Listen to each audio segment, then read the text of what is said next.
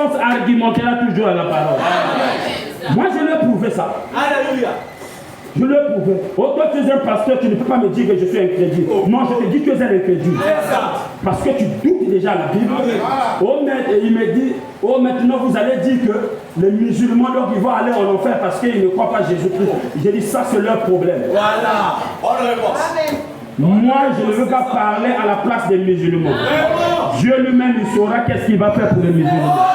Et ce n'est pas tous ceux qui portent des robes qui sont des musulmans. C'est les Arabes, ce n'est pas les musulmans. Un musulman craint le Dieu d'Abraham. Mais les terroristes que vous voyez là, et les marabouts qui remplissent la mosquée là, ce n'est pas des musulmans. Donne amen, donne amen, donne amen.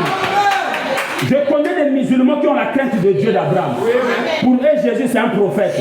Il craint le Dieu d'Abraham. C'est bien. Dieu leur fera grâce. Mais la Bible dit, il y a le salut. À aucun autre nom qu'en Jésus. Moi je m'arrête là.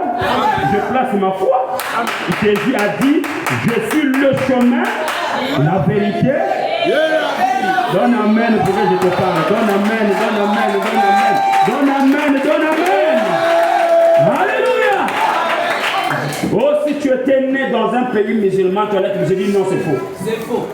Eux là-bas, tous ceux qui sont en arabe là-bas, ce n'est pas des musulmans, c'est des arabes. Ils ont des terroristes là-bas, ils ont des bandits là-bas, ils ont des voyous là-bas. Et je pense que les croyants sont peu. Des hypocrites sont beaucoup. C'est une forme seulement des habits qu'ils portent pour leur différencier. J'ai un collègue musulman qui était parti au Mali. Il me dit, mais moi je crains Dieu. Je me rends compte là-bas et la religion, en fait, ça leur dit rien. Et c'est le commerce. Donc en fait, adorer Dieu là pour eux, on appelle ça comment? C'est comme de l'amusement chez eux. Mais un pays musulman, tu vois, les présidents qui ont là-bas des musulmans, en accoutrement, mais pas par la vie. Dis amen. Donc ces choses-là, nous connaissons ça. Elles ne sont pas avancées. Je traite avec un individu. Il ne traite pas avec des groupes. Non. Les chapelets qu'ils ont là, les longues chapelets là, Mahomet les avait laissés ça. C'est du maraboutisme qu'il faut. C'est ça. C'est du maraboutisme. Amen. N'a pas guerre, pas câble, on dirait, je ne sais pas, Amen. ils sont en train de compter les chapelets. Vous comptez les chapelets là. Abraham avait des chapelets. Si on peut seulement rester dans l'Ancien Testament avec les musulmans, je vais les écarter déjà. Mais c'est des Ismaël. Dieu avait dit il les bénira. Mais la promesse est sur Isaac. Vous comprenez? Parce que Isaac, c'était l'enfant de Sarah. La promesse n'était pas Agar qui était l'esclave servante de Sarah. Elles ne sont pas avancées. Mais Dieu leur fera grâce.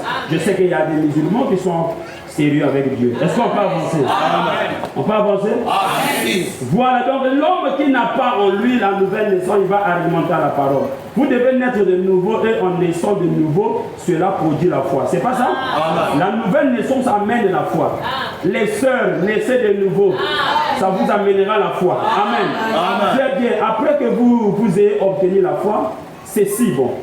La foi, alors, vous êtes juste dans une position permanente de croissance.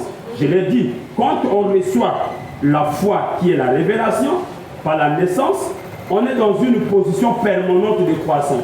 Quand un bébé naît, le bébé est déjà dans la position permanente de croissance. Qu'est-ce qui fait grandir le bébé? On lui donne à manger. Les mamans savent. Moi, ma vitamine, moi, c'est pas ça. Et nous aussi, nous savons que quand un chrétien croit la parole, il n'est pas hypocrite, il est sincère dans sa croyance.